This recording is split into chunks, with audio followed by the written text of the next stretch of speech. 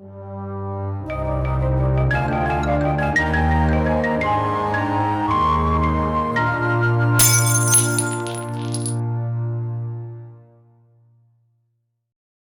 à tous et bienvenue sur le Neuropsychovlog. Alors le 12 juin 2021 sera la première journée de sensibilisation au TDAH, aux troubles du déficit de l'attention avec ou sans hyperactivité, et je voulais faire une vidéo spéciale pour expliquer ce trouble, pour essayer de vulgariser un petit peu ce fonctionnement particulier, parce qu'on entend énormément de choses, énormément d'idées reçues sur ce type de fonctionnement, sur les personnes qui présentent ce type de trouble, et je voulais un petit peu revenir dessus à l'occasion de cette première journée. Cette vidéo se base principalement sur le document de consensus international concernant le TDAH qui est sorti cette année, donc ça fait environ 20 ans que la première édition était sortie, une nouvelle édition vient de sortir, je vous mettrai le lien en description, vous pourrez aller lire ce document qui est extrêmement clair, extrêmement rigoureux sur l'état actuel des connaissances scientifiques concernant le TDAH. Le TDAH, c'est un trouble du neurodéveloppement, c'est-à-dire que c'est un fonctionnement particulier du cerveau de l'individu. Il est classé comme tel dans le manuel international DSM-5. Dans le manuel de classification internationale des maladies, il est décrit comme étant le trouble hyperkinétique. Le TDAH est un trouble extrêmement fréquent puisqu'il va toucher environ 6% des enfants, principalement des garçons, 3 garçons pour une fille, et 2,5% des adultes. Donc c'est un trouble chronique qu'on a à la naissance et qu'on va garder toute sa vie. Ça ne veut pas dire pour autant qu'on va avoir des difficultés toute sa vie. Un TDAH se caractérise par une association entre des difficultés d'attention associées éventuellement à une agitation, une hyperactivité ou une impulsivité qui sont présentes avant l'âge de 12 ans de manière constante et qui vont provoquer un retentissement cliniquement significatif dans au moins 2 environnements différents. Le fait d'être simplement étourdi ou impulsif ne fait pas de vous quelqu'un qui a un TDAH. Un autre critère extrêmement important est celui que les troubles qui font suspecter un TDAH ne doivent pas être imputables à une autre pathologie. Par exemple, un traumatisme crânien, par exemple, un trouble du sommeil ou des troubles psychologiques. On sait néanmoins que ces deux troubles sont plus fréquents dans le TDAH, mais ils ne doivent pas expliquer la symptomatologie.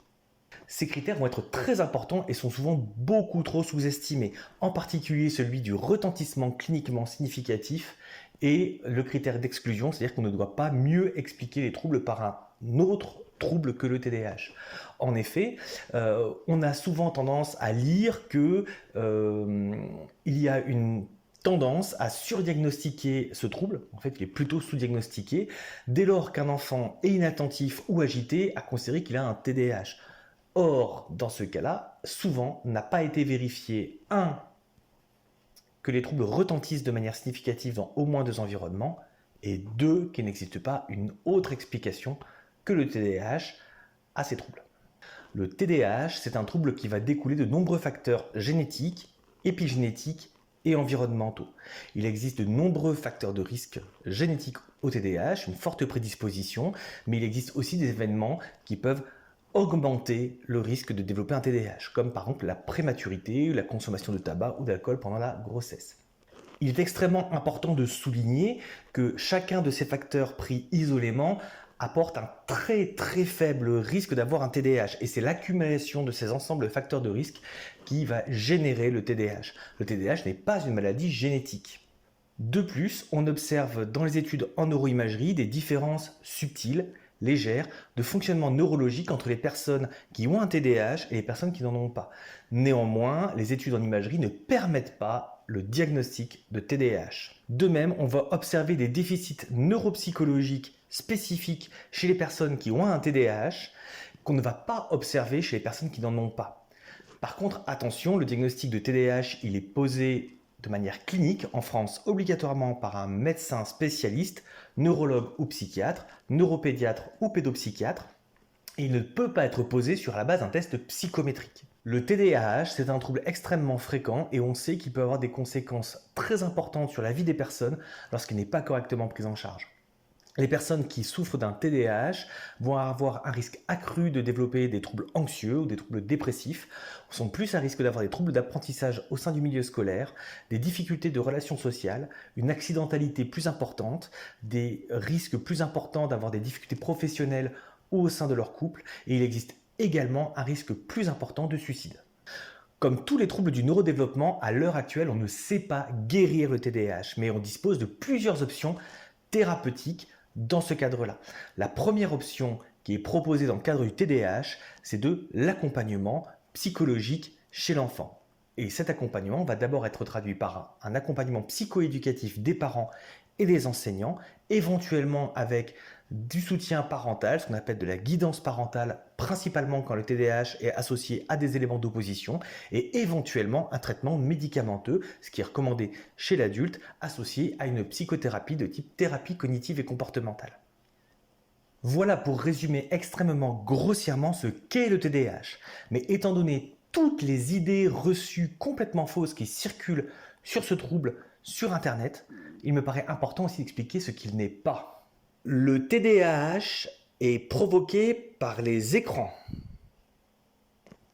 C'est complètement faux. Et pour répondre à cet argument, il suffit de se rappeler que le TDAH a été introduit comme notion médicale pour la première fois en 1775.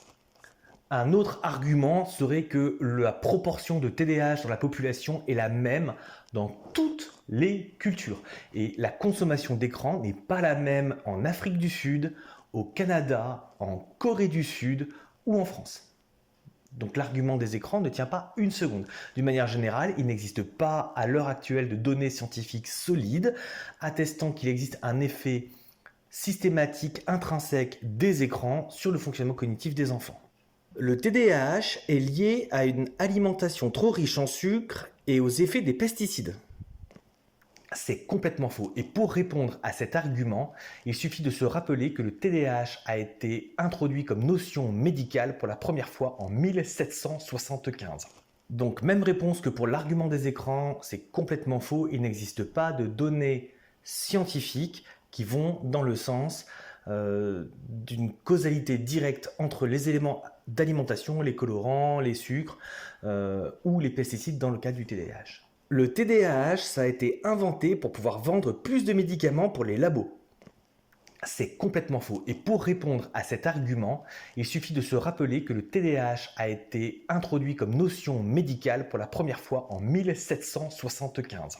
Bon, troisième fois que j'utilise cet argument, mais une autre façon de répondre à cette affirmation complètement fausse, c'est de se rappeler des recommandations internationales concernant la prise en charge du TDAH. La première ligne d'accompagnement, c'est de la psychoéducation. La deuxième ligne d'accompagnement, c'est de l'entraînement parental.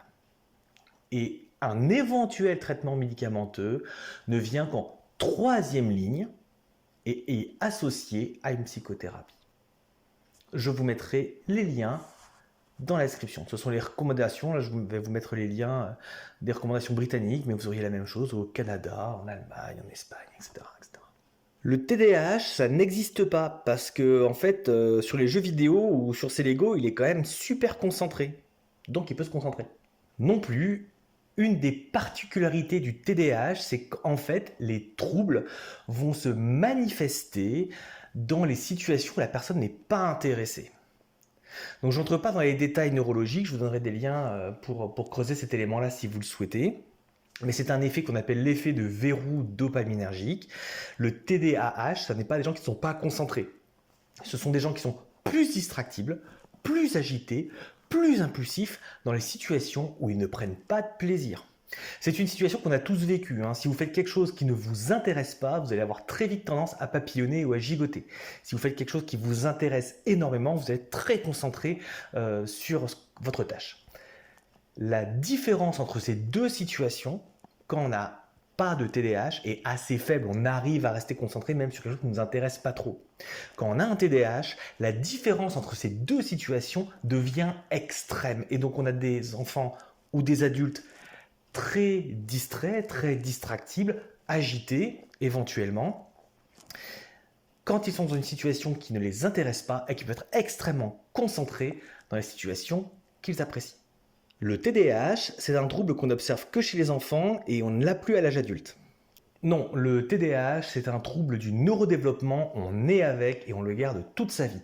Par contre, il est vrai qu'avec le temps, les personnes vont plutôt avoir tendance à s'adapter, à trouver des stratégies pour compenser leurs difficultés et le retentissement peut diminuer dans la vie quotidienne. Il s'agissait là des principales idées reçues, les plus grosses énormités qu'on entend sur le TDAH. Je vais aussi passer rapidement sur celles qui affirment que le TDAH est un problème de relation avec la mère. C'est toujours de votre faute, c'est beaucoup plus simple de s'en rappeler comme ça. C'est évidemment complètement faux. Des centaines d'études ont démontré le fonctionnement inné, la prédisposition génétique du TDAH. Ça n'est pas un problème affectif. On est plus à risque d'avoir des troubles psychologiques qu'on a un TDAH. Les troubles psychologiques peuvent mimer un TDAH. On peut, quand on est anxieux, avoir des problèmes d'attention, pas les mêmes que dans le TDAH d'ailleurs. Le TDAH se manifeste principalement sous 3 grandes formes. La forme inattentive prédominante, qu'on appelle parfois TDA, sans H, où les personnes vont être principalement inattentives, distraites, mais pas forcément très agitées. La forme impulsive hyperactive, où les personnes sont très agitées, ne tiennent pas en place, se précipitent énormément. Et la forme dite mixte, où il y a avoir un équilibre entre ces deux types de manifestations. Je veux vraiment insister sur quelques points très importants concernant les personnes qui ont un TDAH. Ce ne sont pas des personnes bêtes, ce ne sont pas des enfants bêtes. Ce ne sont pas des enfants méchants, ce ne sont pas des enfants mal élevés, ce ne sont pas des enfants qui sont de mauvaise volonté. Ils ne font pas exprès. Ce sont des personnes qui présentent un fonctionnement particulier de leur cerveau qui, dans certaines circonstances, vont leur porter un préjudice important pour se concentrer. Il existe énormément de ressources solides disponibles concernant le TDAH. Donc la première chose que je vous recommande si vous êtes vous-même concerné par le TDAH ou si vous pensez l'être, si un de vos proches l'est ou pense l'être, c'est de ne pas hésiter à prendre contact avec des associations. Donc il y en a énormément qui travaillent en partenariat avec cette journée de sensibilisation sur le TDAH. Moi j'ai tendance à travailler principalement avec TDAH France ou Hyper Super parce que c'est ceux que je connais le mieux, mais il en existe énormément d'autres. Donc je vous mets une liste non exhaustive ici. Vraiment, si vous avez des questions, contactez-les.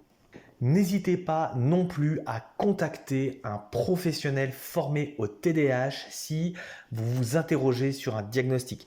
En France, le diagnostic ne peut être posé que par un médecin, mais n'hésitez pas à le solliciter si vous avez une question concernant le TDAH. Il existe plein d'outils pour ça. Concernant les sources d'informations numériques, je vais vous conseiller 2 chaînes YouTube, Facebook que je recommande systématiquement à mes patients.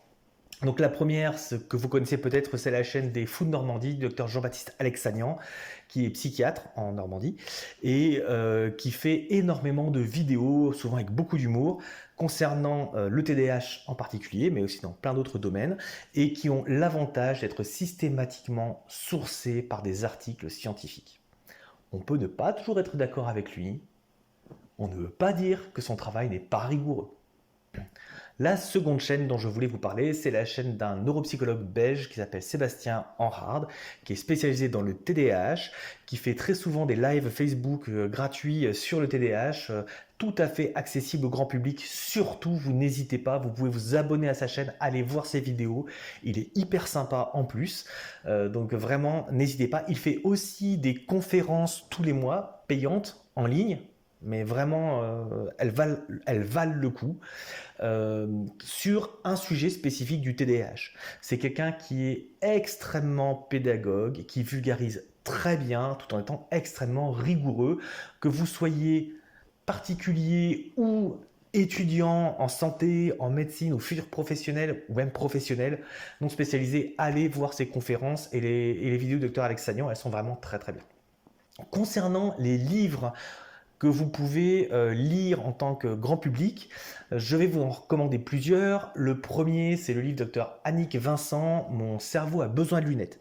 Il est tout à fait adapté pour les enfants. En tant que parent, vous pouvez lire ces histoires à vos enfants. Il est fait pour leur expliquer ce qu'est le TDAH.